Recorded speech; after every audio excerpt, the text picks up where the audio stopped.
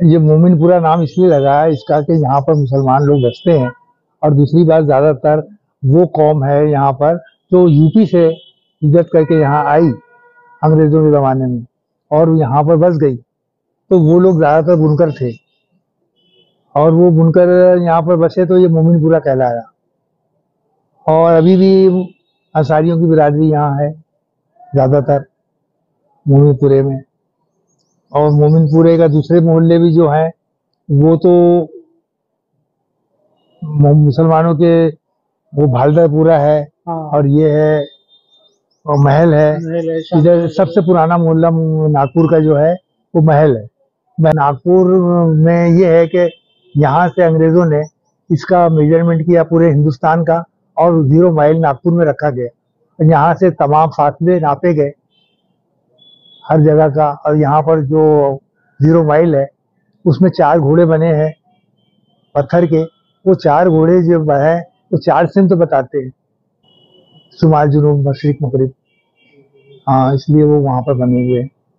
और दूसरी बात, यहाँ का फल की वजह से नागपुर बहुत मशहूर है, संतरे की वजह से। संतरा एक ऐसा है यहाँ का जो पूरे दुनिया में मशहूर है कि ऐसा संतरा नहीं है वो नागपुर में है। और संतरे के बारे में ये है कि इसका नाम जो संतरा रखा गया है तो ये अच्छी ज़मीन पर नहीं होता है और ये पथरीली ज़मीन पर होता है, इसलिए पत्थर को सन कहा जाता है। और तरह यानी रस, वो रस जो पत्थरों से निकलता है। इसके छिलके में जो है संतरे के पेट्रोल होता है।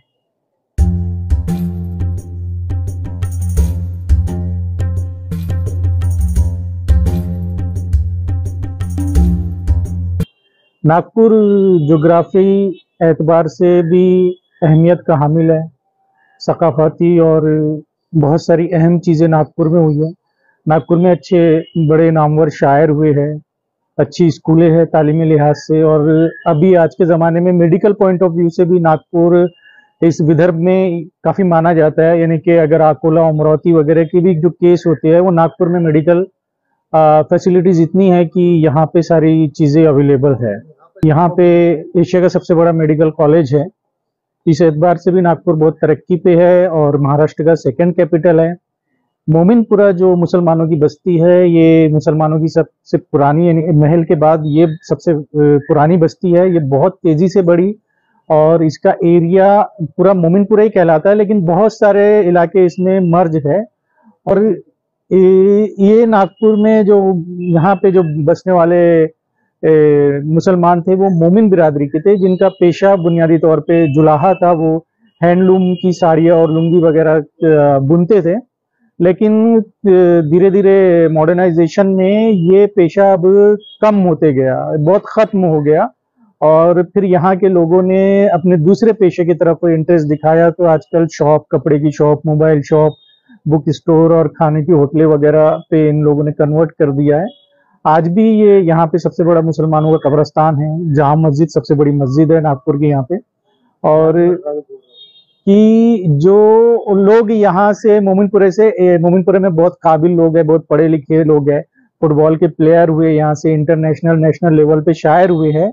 उसके बाद भी ये बहुत तेजी से बढ़ रहा है, यानी अब लोगों को जगह मिलना यहाँ पे कम हो रही है। तो यहाँ से बहुत सारे घर मुंतकिल हो गए हैं नागपुर के आसपास के इलाके में, जाफर नगर है, बाप कॉलोनी वगैरह। लेकिन फिर भी नागपुर में मोमिनपुरा अपनी अहमियत अलग ही रखता है। और ईद बाजार वगैरह और त्यौहार वगैरह अगर हमने मोमिनपुरे में नहीं देखा तो फिर कुछ नहीं देखा। नातिक नागपुरी नागपुर के बड़े शायर हुए हैं। उसके बाद हमीद नागपुरी, मेरे वालिद शाहिद कबीर, और अभी के दौर में बहुत मशहूर शायर हुए हमारे ज़हीर आलम साहब, ज़फ़र कलीम साहब, तो फ़रोग नक्काश साहब एक बड़े शायर गुजरे यहाँ पे। दूसरी बात, कव्वाली का ये गढ़ भी रहा है यहाँ पे। तमाम तर हिंदुस्तान के कव्वाल यहाँ पे सराय जो है आपने देखा है जामा मस्जिद से लगती है, वहाँ पे आके ठहरा करते थे। और नागपुर के अतराफ जितने भी प्रोग्राम होते थे, चाहे वो ताजबाग शरीफ में हो या आसपास में, तो यही उनका मरकज था। शायरों का भी यहाँ मरकज था, कव्वालों का भी यहाँ मरकज था। और यहाँ पे यंग मुस्लिम फुटबॉल ग्राउंड है, जिसकी वजह से यहाँ के फुटबॉल की दुनिया में भी मोमिनपुरे का काफ़ी कंट्रीब्यूशन रहा है। यहाँ के बहुत सारे बच्चों ने नेशनल भी खेला है यहाँ से फुटबॉल के फील्ड में। और किसी ज़माने में यहाँ पे ड्रामा कंपनी भी अपने उरूज पे थी, काफ़ी ड्रामा कंपनी थी और वो थिएटरों में ड्रामा खेलते थे। और इवन सोहराब मोदी जब ड्रामे के ऊपर स्टडी कर रहे थे तो वो यहाँ पे आए थे नागपुर में, और नागपुर की ड्रामा कंपनी का जब उन्होंने ड्रामा देखा, उसमें हमारे डैडी शाहिद कबीर भी शहजादों का रोल किया करते थे। शाही ड्रामा कंपनी थी और भी बहुत सारी थी, बकरेदन ड्रामा कंपनी वगैरह। तो सोहराब मोदी साहब का ये स्टेटमेंट था कि ड्रामे में नागपुर अपने आप में मुकम्मिल है। तो इस तरह से अहमियत रही है नागपुर की अदब और लिटरेचर से।